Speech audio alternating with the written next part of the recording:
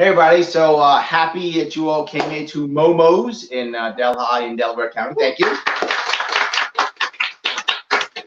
So as always, you're probably saying, why is Larry running around some local establishment yet again? I'm doing it yet again because I care. I want to bring something new to this state, and the way we're going to do it is by getting people to care and change and actually make more impact, but not just with libertarians. That's important. Absolutely. I'm libertarian. That's important. But also with Democrats, Republicans. I want to change something in our culture, particularly in New York State, because what happens in New York State will eventually go to every other state, kind of how it works. It'll be like, 5 minutes to go to Jersey, 50 years to go to Utah. But anyway, it'll still go someplace, no matter what, it will wind up going someplace else. But I want to chat about something specific tonight and how it affects bigger, deeper issues. And that is the value of a third party. The value of a third party is important. People say all the time, who cares, Larry? You third party people, you can't win. If you keep believing that, and you can if you want to, and people do, you're just going to have a left-right paradigm, and everyone's going to say, other guy bad, and nothing's going to change. And what have we seen for the past 20 years in New York State? Other guy bad, and nothing changed. That's what we keep seeing. You say to yourself, well, Larry, I want change. Awesome. You can't just go, I'll stop the other guy from winning. We do that, and what keeps happening? No change. I would ask you, many of you who've heard me talk many times before, you're watching and heard me talk before. You ask me a question, I give you an actual answer. You give me a problem, I give you an actual solution. You could hate that solution if you want to. You could not like my answer. But now we're talking about the solution, and we're talking about the answer. What you don't hear me go is, did I tell you how bad the other guy is? I don't do that. Now we're talking about solutions. How do we fix this? It's an acronym I use called BRO. Yes, bro. Like, let's do this, bro. Yes, like that, bro. Yes. BRO. B is ballot access. We can't have good third parties without ballot access. What does that mean? That means we have to allow people to be on the ballot so you can vote for them. If they're not on the ballot, you can't vote for them, right? That's impossible. And I go, Larry, there are rules for that. We got to make sure there are rules for that. And I would say, yes, but why are they so stringent? If you are a Democrat or Republican, you should know this. Your party takes your money and gives it to lawyers, and those lawyers sue to push people off the ballot. They sue to remove your choice every single year. But Larry, they're not going to have a bunch of crazy people on the ballot. Okay, maybe that's possible, but what are the odds? What if you just made it simple? A small fee, a few signatures to get on the ballot. We'll have great, let's say you're right. We had that in California, didn't we? California, what, 50 people on the ballot? Somehow they figured it out. What if we did? What if now for governor we had 18 people on the ballot? So what's the problem with that? If you want to vote for a crazy person, you should be able to vote for a crazy person, right? It's still your right to do that. And my view of crazy might not be your view of crazy. And if you, as a mainstream candidate, can't beat the crazy person, you're a crappy mainstream candidate, aren't you? This is true. It's okay. Now, I'll go down another level. Let's say, for example, and I use the example often, let's say the good people of Tulsa, and I know some people in Tulsa, Oklahoma, decide Larry Sharpe should be governor of Tulsa, Oklahoma. They decide that. So they want to put me on the ballot in Tulsa, Oklahoma. I can't be mayor of Tulsa, Oklahoma, right? I don't live in Tulsa, Oklahoma. I can't do it. Impossible. But they put me on the ballot. And their board of elections screws up and lets me go on the ballot. So I'm actually on the ballot. What's probably going to happen? The 5 people who know me in Tulsa vote for me, and then whoever else wins. No change. Who cares? What's the damage? But let's say the crazy stuff happens. I win. Let's say enough people in Tulsa go, we hate these other 2 people so much, we'll vote for this random guy we don't know, and instead for him to win. And I win. Let's say I win an election. Crazy. I get 40% of the electoral votes, and I win. I can't be the mayor, so they have to do a revote. But 2 people didn't win. Yeah, the people hated them so much they'd rather pick me. Good, get 2 more candidates. That's still a win. There is literally no harm in me being on a ballot. But let's say you throw off New York State, say you throw Libertarians off, or Greens off. There are over 100,000 people who vote for both of those parties. What's the harm with me being on? None. Maybe some people vote for me. What's the harm with me being off? You have taken away the rights of 100,000 New Yorkers. That's the harm. Yet we do that every single year in this state and states across the entire nation. Ballot access is critical. You can't make change about it.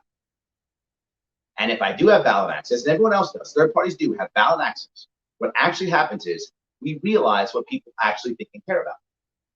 So let's say, for example, I get in a ballot and I don't win an election, but I don't get 3% of the vote, I get 20% of the vote. What does that mean? Democrats and Republicans go, wait a minute, this 20% of the vote that cares about what Larry Sharpe's talking about. Maybe we should be more liberty than we are and actually solve problems and just yell at each other so we can get those votes. Could you imagine if Democrats were actually about civil liberties? Wouldn't that be awesome? They're supposed to be. That'd be great if they were. I would love that. That'd be amazing. Could you imagine if Republicans were actually about smaller government, the Second Amendment, and less taxes? Wouldn't that be awesome? That'd be great. They're not, but it'd be awesome if they were. Well, guess what? If we had a strong Libertarian Party, it'd have to be. Because whoever would do it would get those votes. Does that make sense? A strong third party or third parties will make the two major parties better by default. So you might go, well, Larry, I like being a Democrat, or I like being a Republican. I don't want these other third parties, but I like who I am. Awesome, be the Republican, Democrat you want to be. No worries. But you'll have better Republicans and better Democrats if you have more ballot access for other parties. And the candidates know that. That's why they don't want it. Because they have to be better. Right now, they don't have to be. That's the B. The R. Ranked choice voting. Yep, I said it. I'll keep saying it. The idea of ranked choice voting, or any type of alternative, right? Even I don't care if it's approval voting, right? Any type of change voting, and not just the I get one vote and first past the post wins. It's going to make life easier. Those who know what ranked choice voting is when you look at the people who are running and you literally rank them. So say I have 4 people running. 2 I like, 2 I don't. I rank 2 of them. I don't rank the other 2 because I don't like them. But 2 I like. I like this Larry Sharpe guy. I like this Daniel guy too. But I like Daniel better. So I vote Daniel 1 and Larry 2. If Daniel wins, life is good. If Daniel doesn't win, my vote goes to number 2. So Larry gets my vote. If neither wins, no one gets my vote. There's no such thing as a wasted vote with this. None. Your vote goes to your first person, or your second, or your third, whatever. Say you like all 4. You're very easy to please. I'm glad you are. But you still have an order of what you like. You can rank all 4 of them. Your vote doesn't go to waste. Why does that matter? Because I look at 2016 particularly because of how well Gary Johnson did. Gary Johnson got 3% of the vote, and he got 4.5 million votes. Imagine if we had ranked choice voting then in 2016.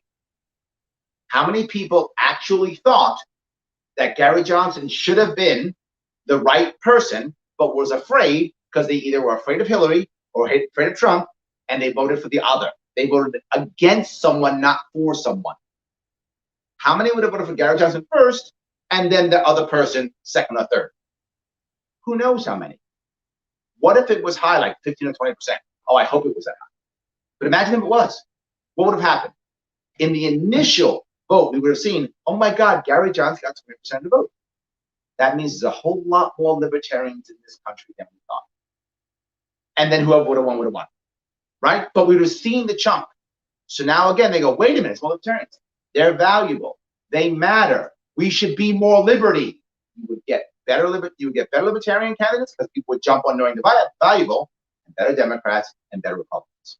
All because of ranked choice voting. That's the R. And what's the O? This is New York State. You should have open primaries.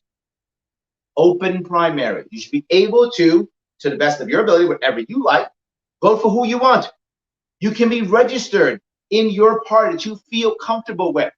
You identify as a libertarian, you identify as Republican, you identify as Democrat. No worries. That's how you feel. Register.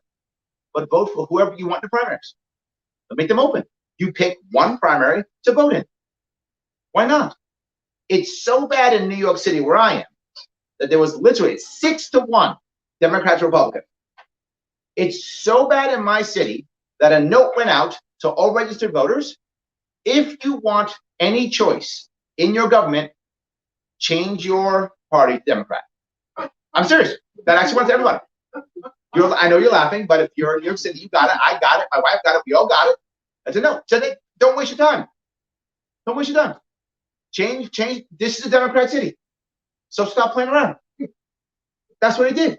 Drop all pretense. Drop all pretense. They did. They were like, let's stop playing games. Can we stop playing games? We're all Democrats. Like it or not, too bad. That's literally what my city just said. That's how bad it is. We have to have open primaries so that you can be who you want to be. But if you find somebody that you want to support or help, you can. Why do you have to be a Republican and never like a Libertarian, never like a Democrat, never like a Green candidate? You might like one of them one day. So you stay a Republican, you like a Republican, and you vote for the one guy or gal that you like every once in a while. What's wrong with that? Those three things will change this state and change everything. Why does it matter so much? Here is the biggest issue. For those of you who know what I've been talking about, I've been giving you actual answers. I've been talking about actual things and problems and solutions. When there's just two parties, it doesn't matter. It doesn't. You can see it. When's the last time you saw a mainstream candidate have any actual ideas? Well, none of you can even think of one. That's right, you can't, because there's no need. In fact, since 2000, some of you know, since 2000, all political consultants, they actually tell their candidates, don't you dare put a detailed, true story, don't you dare put a detailed policy on your page. If you put it on your website, people will look at it, tear it apart, and beat you up. So don't do it. So literally, you can't find somebody with an actual policy. Oh, except, me, who's had policies on his page for 4 years. I want to ask you, many of you follow me, many of you watching and following me, many of you have followed me for 4 years. When have you heard anybody attack my policies? Yeah, never. Never, not one time. They don't. Because my policies are real. And they don't want to attack them, because if they attack them, what do they have to do? Yeah, they have to come up with their own policies, and they can't do that. So why would they bother attacking mine? They just go, Larry can't win. That's all they do. Larry can't win. So the policies are great, but he can't win. I've had voters actually tell me that. Larry, your policy is amazing, but you can't win. So I'm going to vote for this other guy who also can't win. Seriously. Right? So we already know who's going to win. This is a deeply blue state. So we know who's going to win. So I can't vote for you with your great policies. I got to vote for the person, if I'm a Democrat, who I know is already going to win no matter what I do. So I just have to add on top of this for no reason, or get a Republican in a statewide election to do nothing because he can't win also. They'll understand. Again, it's my Gary Johnson example. What happens if I were to get 20 or 30%? They have to pay attention to me. They have to hear me. They have to have answers. We could actually have to pick something. That's what I'm trying to achieve. That's why it matters so much. The culture in the state has to change. It changes here, it changes other places. This is like Kentucky, where you basically have literally you walk into the booth and you press a red or Democrat button, and it's called straight ticket voting. You hit the button, all Republican, all Democrat. That is so unconstitutional, I want to vomit. Like I hear it, I want to vomit. That's how unconstitutional. For those of you who don't know, there's no political parties in the Constitution. That's a made-up thing. Political parties are a made-up thing. And now they run everything. So they run everything. Literally, so you walk in and go, R-D, walk out. Well, what about the other parties? They don't exist. That's how bad it is. Yes, we can begin to change that. You may say, well, Larry, is this really that important? Yeah, because the next thing pops up. Gerrymandering. You see the districts? Oh, you're laughing at that. Exactly, yes. Gerrymandering. Gerrymandering works in one case, when there's two parties. Once there are three, it doesn't work anymore. So now they gerrymander districts. And the Supreme Court has been so stupid as to not touch gerrymandering, which they should have. They care about the country. They go, you know what? Let's fix this. Now they didn't. They let it go. They're like, who cares? Let's keep it going. They weren't even thinking. So now you see our Democrat Republicans gerrymander all the districts. so that Republicans and Democrats always win. So the parties are picking the voters. The voters aren't picking the party. You aren't deciding what person you want to vote for. They're picking you by gerrymandering, and you now get who they tell you to get. They pick you. You don't pick them. And if they don't give you any type of primary, you don't even get to pick the guy that they're going to force on you. And then when that guy or gal is on you, because it's already gerrymandered, once they win the primary, that's the person. That's how it works. So you wonder why people check out because of this. Because your vote doesn't matter. Because of the system. That's what's happening again and again and again. We can change that. Gerrymandering will go away. If there's real third parties, it doesn't matter anymore, does it? That begins to change. That begins to break also. But I'll go one step further. If we get an actual third party, think about it, just for New York State, it would also count at this point at the federal level. Imagine in New York State if we just had 3, 4, or 5 state senators who were libertarian. 3, 4, 5. We'd run the Senate. We had 3 in the federal, we'd run the Senate. Because we're the swing vote. We're the swing vote. Now it's just vote down party line, which you see all the time. It'll be vote down party line, except what are the libertarians thinking? What are the libertarians thinking? You got to hear what they have to say because they're going to be the swing vote either way.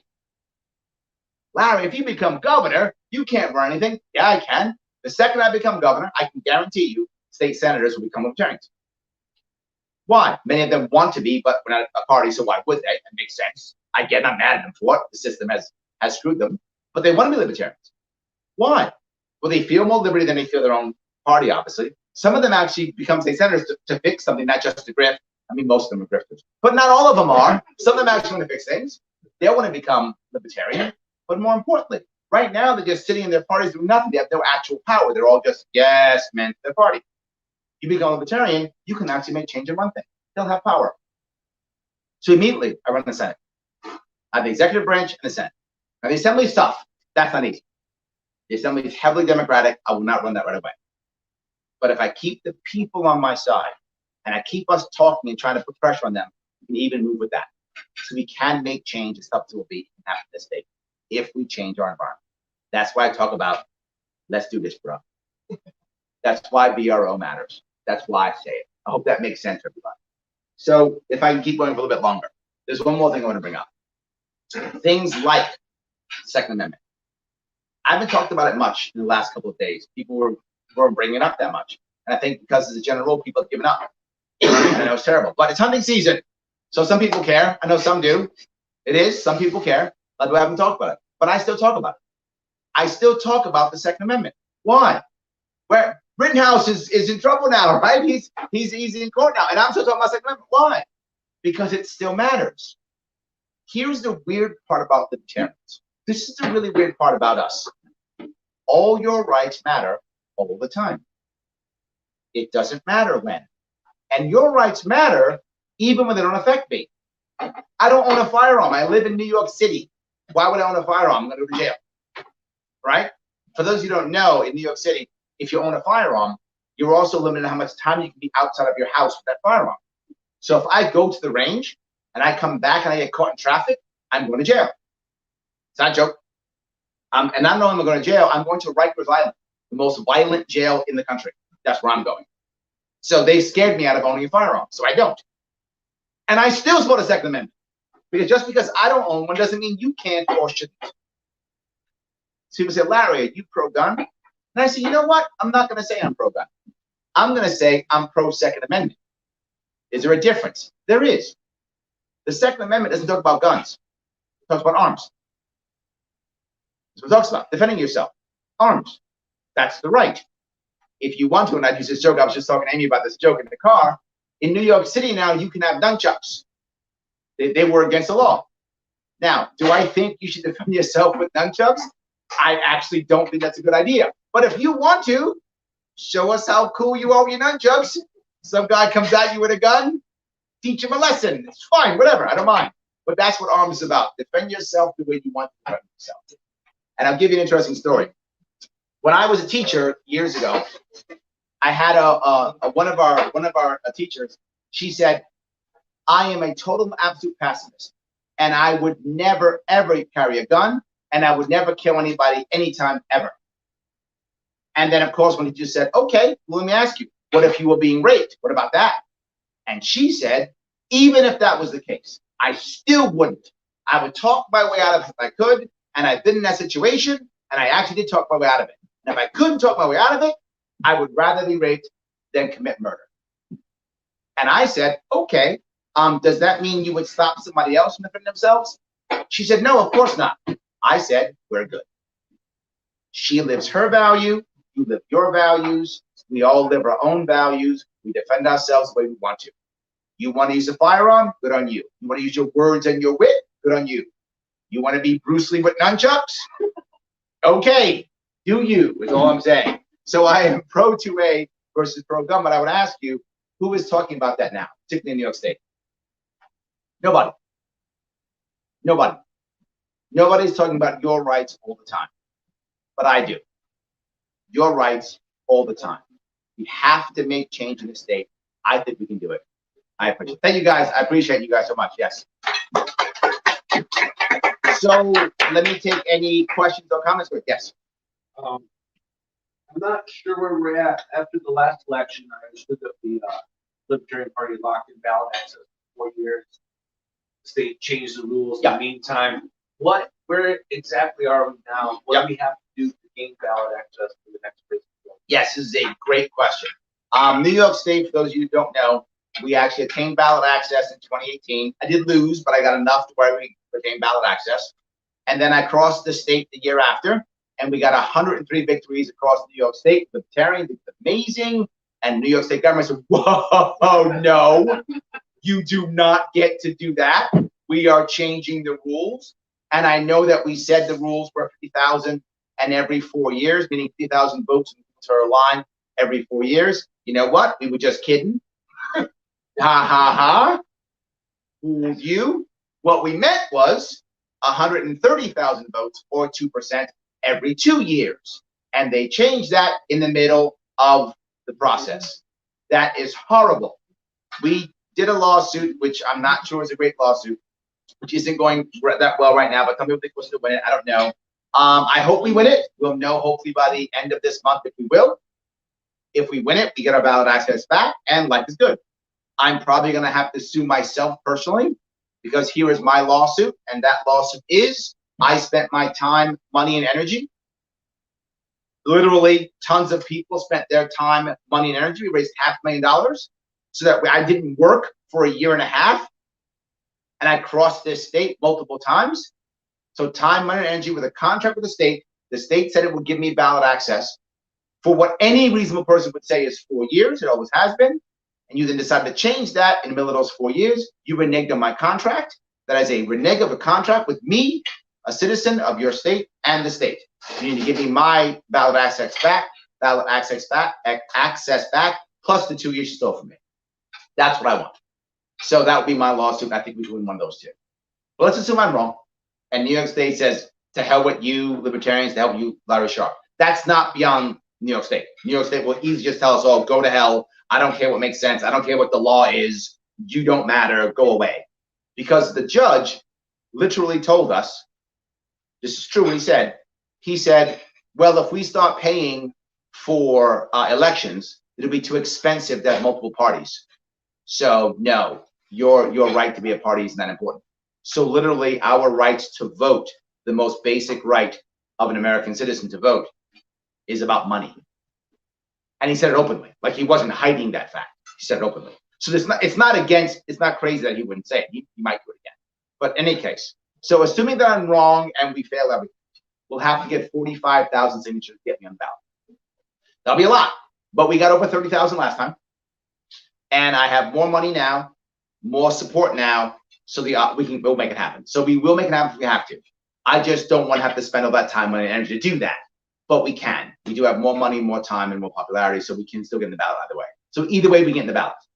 Did I answer your question? Oh, so I get it. So the parties trying to discontinue the primaries is to save for us taxpayers' money. That's correct. Yes, Okay. that's correct. Yes. They don't want primaries, not because they don't want to stop choice, but because they want to save money. Oh, See, they are physically conservative. Did you know Democrats are always physically conservative? You know that? Of course they are. So yes, so that's they're trying to help us out. Yes. So, but as you probably heard, I'm also considering changing how I'm running. I'm considering not just running as a libertarian, but also running the Republican primary. Right? They stole our line, maybe I'll steal theirs. Right? So it's fair, right? Yes. But if I can run a Republican primary, and if I win, then I'll be listed twice on the ballot as a Republican and also as a libertarian. So I'll get both of those. So so that would be good also because the Republicans were very negative against me the last time they ran. So hopefully they wouldn't be if I was on their line. One would hope they wouldn't be so negative. We'll see.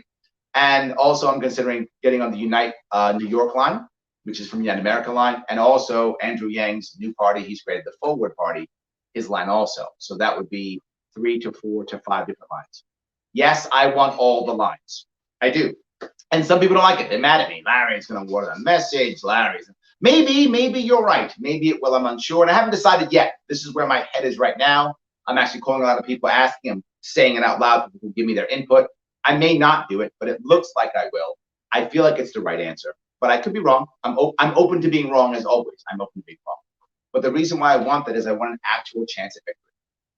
I feel like if I'm able to get the Republican line, I'll get all the Republican votes because the Republican Party either is going to be Larry Sharp's awesome or Republican fine.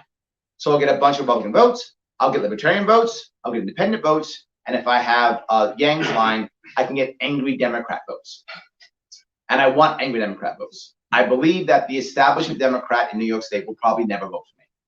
But I do think the angry Democrat will. And I think the results in Virginia and New Jersey show that I think angry Democrats will actually vote for me.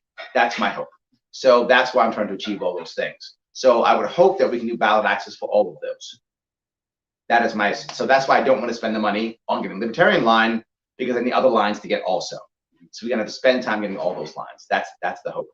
If we do that and we're able to get 25% of Democrats to vote for me, plus all the rest, this becomes a winnable race. This is literally a winnable race if that happens. That doesn't happen if I can't get all of those lines or I only get a couple of those lines. It still means I get a whole bunch of votes. Why does that matter? Because then they'll pay attention. I would ask any New Yorker watching, where are all the other people who ran in 2018? Nowhere. Where are all their plans? Nowhere. When it comes to New York State, Democrats have run this state for 20 years. If they were going to fix it, they would have. Republicans have been watching this for 20 years. If they were going to have a plan, they already have one. Republicans have no plan. Democrats have no plan. Who has a plan? This guy. And I had a plan literally 6 months into my last campaign 4 years ago. It's been on my website for 4 years and no one's taken it. Why is no one taking my plan? Because they don't want to fix this. If they wanted to fix it, they'd grab my plans and fix it. They don't want to. So thank you for that. Any other questions or comments? Yes. Please. When I first turned up at this town, there were huge signs on people's garages, on their walls, and they were for Ron Paul. Yep. They were huge. I remember. Yes. Now, what has happened over the last few cycles is they have disappeared. Yes. So what would you advise all libertarians and other people you hope to get voting for you to do in their local area to push your message? Yes. Great question. What can we do locally to push this message? Well, when I officially announce, which I hope I will announce soon, I hope that's true, I'm officially exploratory. So buy my sign and put those out like you did with Ron Paul. Those signs do matter, right? People say they don't, but they do. They don't often matter when it is a gerrymandered district, right? That's true. When it's left-right paradigm, Democrat versus Republican, signs often don't matter. All they do is there's demarcation lines, right? Here where the Democrats are, here where the Republicans are. But once it's third party, they matter. Because the biggest issue is people think, I'm not going to vote for the third party because they can't win. But when they see signs in the third party, they go, wait a minute, that person thinks third party. That person thinks third party. Maybe they can win. So signs do matter, but I'm not done. Second piece, when I have an event in your area, show up. And thank you all for showing up. It does matter. Showing up matters tremendously. Showing up really does matter. You might think it doesn't. It's the most important thing. Michael, Larry, I'd love to give you a whole bunch of money, but I don't have enough money. No worries. Do you have enough gas money to get to an event and sit in a chair and smile and nod like I'm saying cool stuff? Can you do that? You can? Good enough. I'll take it. That's all I need. Smile and nod like I'm saying cool stuff. That's awesome. It's all that matters, because when we get together like this and many other events I've had, people start thinking I'm not alone. They start thinking I'm not, well, maybe I'm crazy, but other people are crazy too, right? So yes, I'm not just some crazy person by myself watching some videos and thinking that Ron Paul was great or whatever the case may be. No, other people still think libertarian values are important. Other people still think things are important. So showing up matters tremendously. And the last thing I'm gonna say is gonna sound awkward or sound weird. Like, comment, share. I really mean that. I get shadow banned, and most libertarians get shadow banned across social media like there's no tomorrow. There are people who watch my show 2 or 3 times a week. They do not get notifications that I'm going live. Facebook turns it all down. Shut you down. YouTube, yeah, shut me down in a heartbeat. It's terrible. The only way around it is if everyone watching and all you will hear when you see me online, whether it's Twitter, Facebook, Instagram, MeWe, I'm on all those. Yes, absolutely. Any of them. Like, comment, share. Even if you don't watch it, you're like, I'm too busy. Stop for a second, click like, make a comment. Hi, Larry. Share it and go back to cooking. Totally fine. Do those 3 things, right? And keep watching the Rittenhouse trial. But do that's fine. But first, like and comment and share, then do that. Because the only way I get around it is by enough people doing that. So those are the 3 things you can do. Excellent. Any other question or comment? Guys, thank you so much for coming. I appreciate it. Thank you all for watching. Thank you.